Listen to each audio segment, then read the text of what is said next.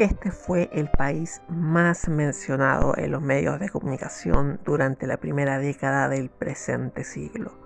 Tras la captura de Osama Bin Laden, muchos pensaron que la guerra en Afganistán se había acabado, nada más alejado de la realidad.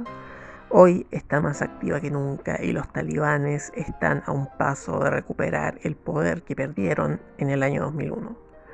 Hola amigos, ¿qué tal? Bienvenidos a mi canal. Hoy quiero resumir en 10 minutos el qué y el por qué de lo que está pasando actualmente en Afganistán y el por qué la próxima gran crisis humanitaria está a punto de desatarse ahí, en un país que hoy es sinónimo de pobreza y retraso económico crónico, pero que hace ya milenios fue, de hecho, el territorio más desarrollado de todo el planeta.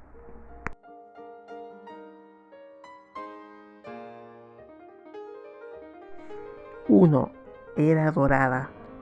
Afganistán fue una de las cunas de la revolución neolítica. Aquí aparecen algunos de los primeros asentamientos urbanos hechos por el hombre. Su posición estratégica en medio de Medio Oriente e India lo hace recibir constante influencia de las culturas persa, helénica, india e islámica. Para el siglo XIII, Afganistán era uno de los mayores centros de civilización en el mundo. Es el país donde nace el zoroastrismo y juega un rol clave en la difusión del budismo desde India a Oriente y del helenismo desde Occidente al resto de Asia. La mayoría de la población profesaba el budismo o el zoroastrismo, pero con la influencia persa y árabe el islam se hacía cada vez más fuerte. 2. Los mongoles. Mientras los afganos luchaban contra los musulmanes, en 1219 el territorio es invadido por los mongoles, cuyo ejército destruyó todas las ciudades y toda la infraestructura. Con ello, la población buscó refugio en el campo bajo la protección de señores de la guerra. El mayor interés de estos señores de la guerra fue que nunca más volviera a haber una infraestructura sofisticada en el país para impedir nuevas invasiones y mantener a su población, ahora reducida a la servidumbre, en completo aislamiento del resto del mundo. El opio fue el principal producto que comerciaban estos señores feudales. Había nacido la sociedad afgana como la conocemos hoy. 3. El Islam. A su vez, durante milenios, las múltiples invasiones que había sufrido Afganistán, que no fue una entidad política unida hasta el siglo XVIII, lo habían dejado dividido en múltiples grupos étnicos enfrentados entre sí. Pashtunes y tayikos de cultura persa, uzbecos, turcomanos, etc. Cada señor de la guerra o terrateniente, sería lo mismo en este caso, tenía como fundamento de su poder la protección de su grupo étnico respectivo. A los musulmanes les costó 5 siglos dominar completamente lo que hoy es Afganistán, y lo hicieron luego de esta transformación sufrida tras la invasión mongola. Los señores de la guerra vieron en el Islam suní el factor unificador que la etnia no podía darles. 4. El comunismo. El Estado-nación de Afganistán se formó en el siglo XVIII como un reino que duró hasta 1973. En 1978, un golpe de Estado dado por militantes comunistas en Kabul creó la República Popular de Afganistán, fuertemente relacionada con la Unión Soviética. El nuevo Estado comunista tuvo el mismo problema que la monarquía.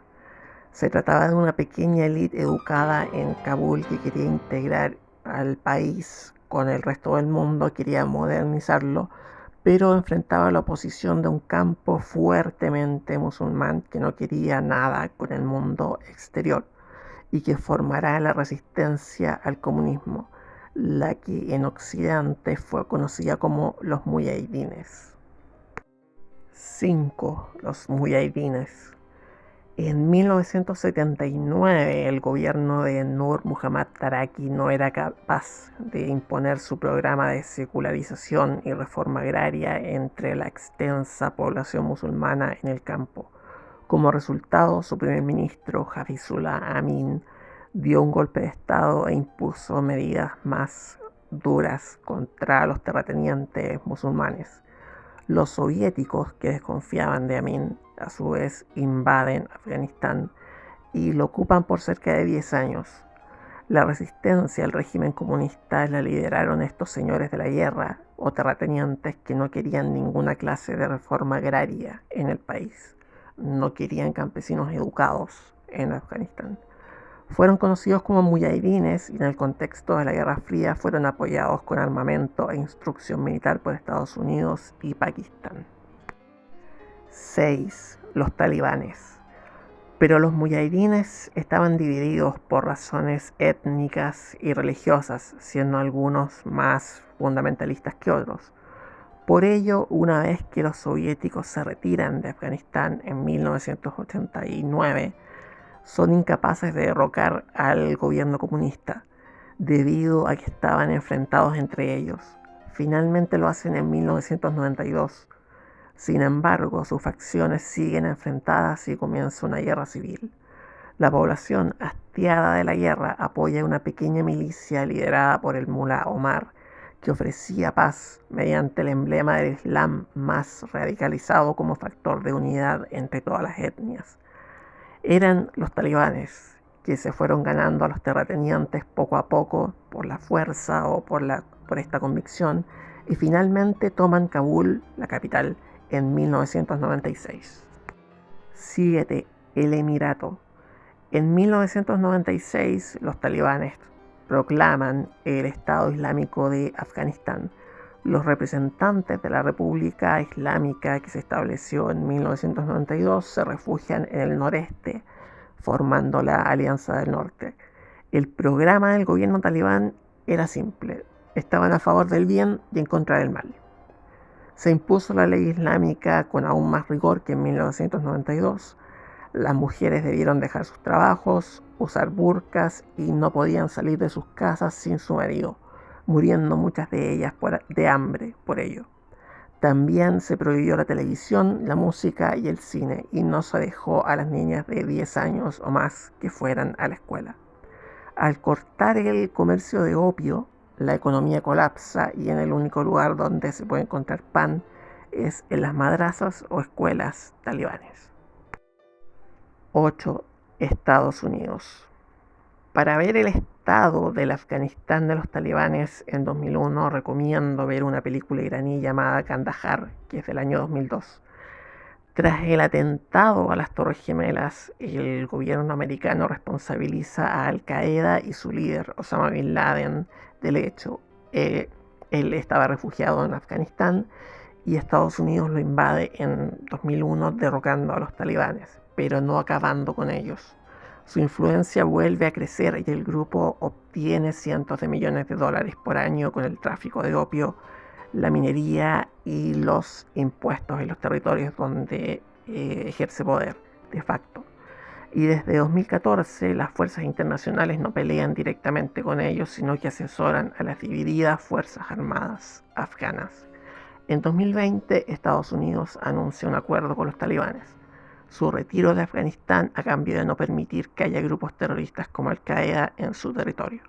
Este acuerdo reconoce tácitamente que los talibanes volverán al poder una vez retirados los americanos, ya que Trump negocia con ellos y no con el gobierno afgano. Veamos ahora qué conlleva esto. 9. El regreso. Este es un mapa del territorio en el que al 1 de agosto de 2021 los talibanes están gobernando de facto. Desde el acuerdo de 2020, los talibanes cambiaron sus tácticas desde ataques complejos en ciudades y puestos militares a una ola de asesinatos selectivos contra civiles, para mostrarles quién manda. El retiro oficial de las tropas americanas será a fines de agosto. Por mientras, con su ayuda, se han repelido los intentos talibanes de tomar Kabul, mientras que otras ciudades como Kandahar están en estos momentos sitiadas. ante la inminente restauración del Emirato Islámico, millones de afganos podrían salir como refugiados a Irán o Pakistán, como este, por ejemplo, que da su testimonio en Reddit. Eso, si bien es cierto, los talibanes ya tienen tomadas las fronteras con Irán y Pakistán y es a través de checkpoints y sobornos para permitir a la gente abandonar el país que han conseguido gran parte de su financiamiento. Con todo, una crisis de refugiados semejante a la de Siria podía explotar. 10. Crisis humanitaria. El mayor temor de la comunidad internacional es un profundizamiento de la guerra entre el gobierno y los talibanes, o el triunfo de estos y la reimplantación de su emirato islámico. Militares de la OTAN advierten del colapso moral del ejército afgano oficial, incapaz de formar una fuerza unida producto de las divisiones étnicas del país, y que el control de Afganistán por parte de los talibanes renueve la amenaza terrorista a nivel internacional. En tanto, organizaciones humanitarias advierten de una crisis mayor en los próximos meses en la medida que los talibanes continúan su ofensiva con falta de alimentos, agua potable y servicios, y campos de refugiados atestados de gente.